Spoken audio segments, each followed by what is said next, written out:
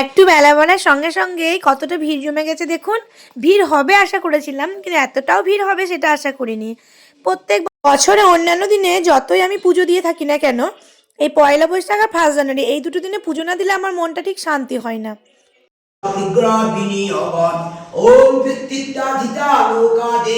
এই যে দেখলেন, এটা আমাদের গ্রামের শিব মন্দির।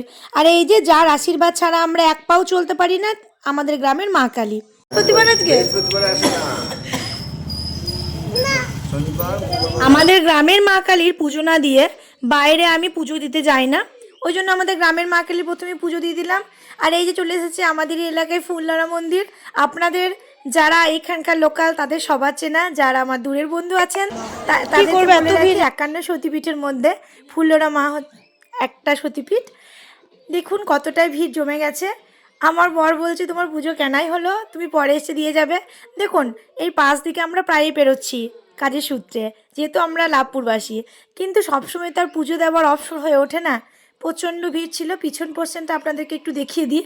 দেখুন এখানে মানত করে ঢিল বাঁধা হয়, যার যা মানত থাকে। ভোগ খাওয়ারও প্রচণ্ড ভিড়। আমি বললাম আমার বরকে দাঁড়াও, ভিড় দেখে চলে গেলে হবে না। ওই যে পুকুরটা আছে আপনাদেরকে দেখাবো, সেই পুকুর পর্যন্ত লাইন চলে গেছিলো মন্দিরের ভেতর থেকে। তো আমি একটু দেখছি যে যদি মায়ের পায়ের পুজো দেওয়ার সৌভাগ্য আমার হয়ে ওঠে আজকের দিনে। প্রত্যেক বছর 1 জানুয়ারি পয়লা বৈশাখ এই দুটো দিনে আমাকে পুজো দিতেই হবে। আপনাদেরকে আমি আগেই বলেছি, বছরে অন্যান্য দিন যতই আমি পুজো দিই।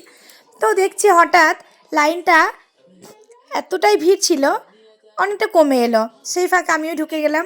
আপনাদেরকে মায়ের দর্শন অবশ্যই করাবো। প্রচণ্ড ভিড়, তার ফাঁকেই আমি লাইনে দাঁড়িয়ে পড়েছি। তো দাঁড়িয়ে গেছিলাম, ভিড় দেখে কোনো জায়গায় ভিড়ের মধ্যেই আমাদেরকে চেষ্টা করতে হবে সবাই যেমন দাঁড়িয়ে আছে সেইভাবে দাঁড়িয়ে। এলে ওর বাবার সঙ্গে আমাদের যে স্থানীয় দোকানগুলো আছে সেখানেও জিনিস দেখছে। বাড়ি থেকে ও বলে এসছে কি ও যাবে, তার আগে থেকে ও বলে দিয়েছিল আমি কিন্তু বন্দুক নেব। মানে ও মনে করেছে ফুলনাড়া মন্দিরে মেলা বসে আছে, কেন ও মেলার জন্য দিন গুনছে যে কবে মেলাটা আসবে।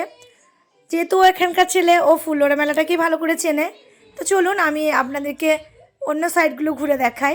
এই যে চলে এসেছি পুকুরের ওই দিকটাতে, এখানেও শিব মন্দির আছে।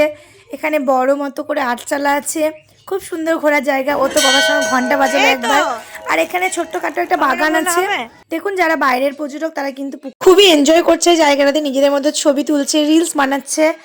আর আমিও একটু যেটা বলছিলাম আপনাদেরকে যে গার্ডেন পোর্শনটা, সেই গার্ডেন পোর্শনটা এবারে তালা দিয়ে দিয়েছে, না হলে আপনাদেরকে পুকুরের চারপাশটা ঘুরে দেখাতাম।